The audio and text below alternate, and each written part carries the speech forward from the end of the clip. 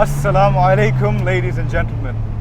I'm back, and it's great to be back. Welcome back to Czar, and welcome to the 2004 Mitsubishi Lancer Evolution 8 MR.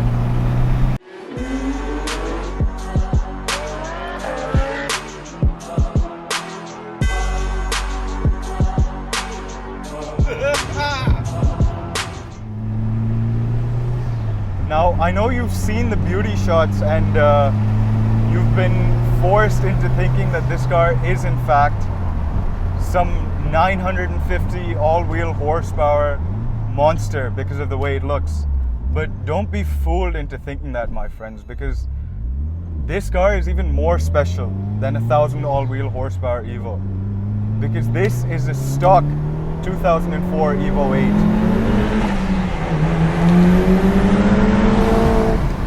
And it's probably more rare than any modified Evo anywhere in the world because it's 2020 and you don't find these out there. So yeah, getting back to the looks, can I just say this car looks absolutely fantastic. But other than that, it does look like it would make a lot more horsepower than it does. For starters, the paint has been completely changed. It's now this beautiful candy red. And then we have the carbon fiber hood. Even the engine bay looks like it might have had some money put into it. But in reality, all you have under there is the same 4G63 in the same configuration that it left the factory, with 275 horsepower. Other than the cosmetic stuff, even the gauges in here would lead me to believe that I have more horsepower than I actually do. I have a boost gauge right in front of me. I have an oil temperature gauge to my right, oil pressure, water temperature, even an air-fuel ratio gauge. So really you'd think this car makes an outstanding amount of horsepower when it doesn't, surprisingly. So really you could call this a reverse sleeper. Wow, you know, I came into this review expecting obviously something exceptional, something fun. Yes, but not something as fun as this really is. This car makes 275 horsepower, but it feels like it makes a lot more, and those conspiracies have followed through in Evos. A lot of owners have claimed that their car's stock dynoed way over the claimed 275 horsepower. And well, I would not doubt those claims for a single second, because in here it feels like this car makes nothing shy of 325, 350 even. And it's an amazing, amazing piece of kit. And since it's all-wheel drive, it really has no trouble getting the horsepower down to the ground. You can floor it at any RPM at any time, and well, partly because of the turbo lag, but even if turbo lag wasn't taken into consideration, the car can just get up and go and haul ass. Wow. How old is this thing? What, 17 odd years? And I'm having more fun in this than I have in, wow, anything in a long time. I'd say a lot of that is down to the fact that it has a manual gearbox. It has this racy feel, this racy DNA. The steering is direct and immediate. The transmission is brilliant, as I said earlier. I mean, can you really ever beat a manual gearbox? The answer is no, you can't beat a manual gearbox. But that's not all that makes the Evo great. Everything about it exceeded my expectations, from the chassis balance, the handling, the clutch, the way the gear shifter felt. I mean, there is a reason that this car is considered a JDM legend after all. The Evo really is a special car, a very, very special car. Wow, if you've never driven an Evo, go out there and drive one, man. Just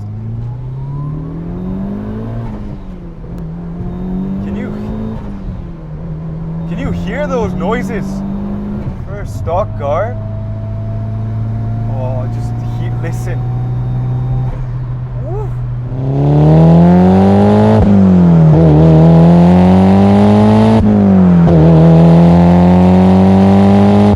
As you can tell probably by the the first part of this review, I'm having an absolute ball of a time. But now I want to get on to the flip side of things, where you consider the Evo's practicality. Look behind me, there's a full row of bench seats. And since it's a sedan, there's a big boot, surprisingly. And I've said all these things before. I've come to say these things in a lot of my AMG reviews, where a car is fun to drive, but at the same time, very practical. So really, if you think about it, this is the C63 AMG, before the C63 AMG existed. Now don't get me wrong, I'm not trying to say that this car feels anything like a C63. It doesn't. A C63 is more of a muscle car. It's more of a rear-wheel drive tire slayer, if you want to call it that. This is an all-wheel drive track weapon. And you really feel that in the way it drives. So obviously not everything is perfect with this car. Yeah, it's a brilliant platform to work on, but I have a gripe with that. I'll get to that later. A couple other things wrong with it. Well, for starters, the interior is a bit, how do I put this lightly, a bit aged. Obviously that is a byproduct of this car being a 2004 model year, but looking around, I don't even know if this is carbon fiber. I'm pretty sure it's some fake knockoff. There's plastics everywhere. These Recaro seats though, I have to mention them because wow, they're good, man. The shoulder bolsters, the bolsters on your side, the seats are a notable mention. So yeah, the interior isn't the best. The second gripe I had, or have rather, would be the turbo lag. I'm shifting into let's say third gear at 40 kilometers an hour, 2,500 RPM. In a modern car, you give it gas, even if it's a turbocharged car, and you're gone. So let's see what this is like. Nothing, boost. There we go. Does it let the car down? Honestly, a little bit. If you're driving it hard and you're shifting from, let's say, you're short shifting from first to second because you don't want to beat on the car too hard, you feel the turbo lag for sure. But those problems, in my opinion, pale in comparison to the big one. And that actually has nothing to do with this car. It's with Evos in general, and more so the Evo community, because I know Evos for rally racing. You know, I never grew up thinking that Evos were street cars. I always thought they were cars designed for, you know, the Welsh Rally, for places like that. And with drivers like Tommy Mäkinen behind the wheel, they really helped cement the Evo's reputation as being a rally car. Admittedly, I had forgotten about that. I had forgotten the fact that these cars even used to rally, to be frankly honest with you. Until I got back in here, saw the active central diff control button, and in the middle of the gauge cluster saw that there are 3 options for tarmac, gravel, and snow. And that's when I very quickly realized that maybe the Evo community has almost killed the ethos of this car. The personality, the reason this car came into existence was so that it could be homologated for WRC purposes. And I don't know, but when was the last time you ever saw an Evo that was built for rally? I can't think of anything off the top of my head. In fact, we have some crazy builds here in Pakistan. Hopefully some that I will be getting my hands on very soon. Like, you know, we have 1,500 horsepower cars that keep up with your fastest cars in Pakistan.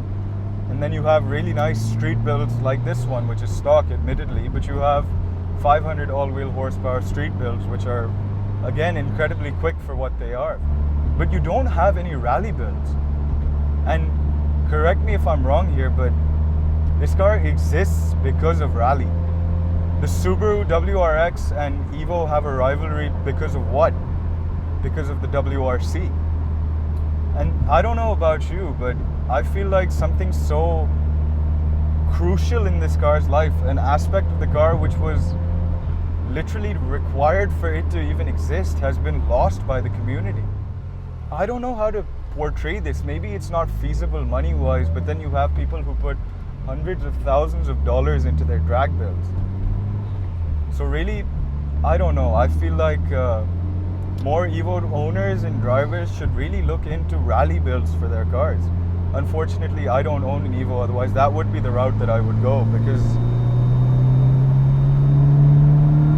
okay, they're fun on the street, no doubt, but if this car exists for one reason and one reason alone, you'd want it to, I don't know, continue carrying on that legacy almost. Thank you so much for watching, guys. I hope you enjoyed my review of the Mitsubishi Evo 8. Admittedly, I did get a little bit excited in the beginning, but that's only because this car is phenomenal to drive.